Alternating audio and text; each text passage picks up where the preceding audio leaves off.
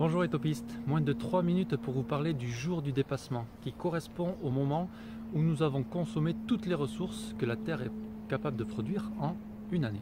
En clair, on a cramé notre budget écologique et on commence à vivre à crédit pour finir l'année. Le problème est que ce moment intervient de plus en plus tôt. Il était le 29 décembre en 1970, le 23 septembre en 2000 et le 28 juillet en 2022. Notre découvert est donc de plus en plus important, avec des conséquences catastrophiques, ne laissant pas le temps à nos écosystèmes de se régénérer.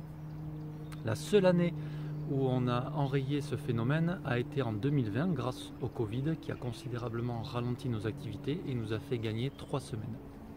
Mais ce constat, on peut aussi se l'appliquer à soi.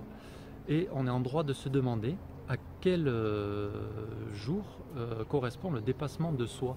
Car nos modes de vie, nos stimulations cognitives à outrance, notre consommation boulimique de technologie et nos emplois du temps surchargés viennent aussi griller notre budget santé, qu'elle soit physique ou mentale.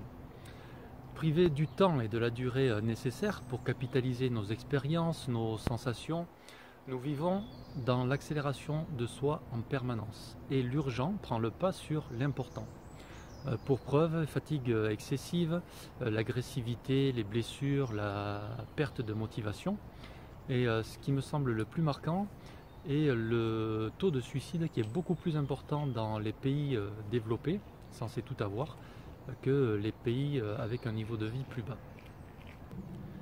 Il est donc temps de prendre en compte son budget santé et de voir à quel moment de la semaine on commence à être à découvert ou, encore mieux, d'anticiper la dépense. Cela permet de mettre en cohérence les activités que je dois mener avec mes ressources physiques et mentales du jour et de passer le plus vite possible faire un dépôt de ressources à la banque. Pour cela, rien de plus simple. Connectez-vous à ce que vous aimez faire, prenez du temps pour vous et surtout partagez le plaisir que vous avez à faire ces activités-là. Faites régulièrement votre météo de façon à évaluer vos besoins et ne garder que l'essentiel. Demandez-vous par exemple si 20 minutes à marcher en forêt en axant votre concentration sur la respiration est plus bénéfique que 20 minutes sur les réseaux sociaux. N'oubliez pas que vous êtes votre propre banquier, donc évitez de vous imposer des agios. Pour moi aujourd'hui c'est paddle, calme, nature, solitude, de façon à venir faire un petit dépôt à la banque.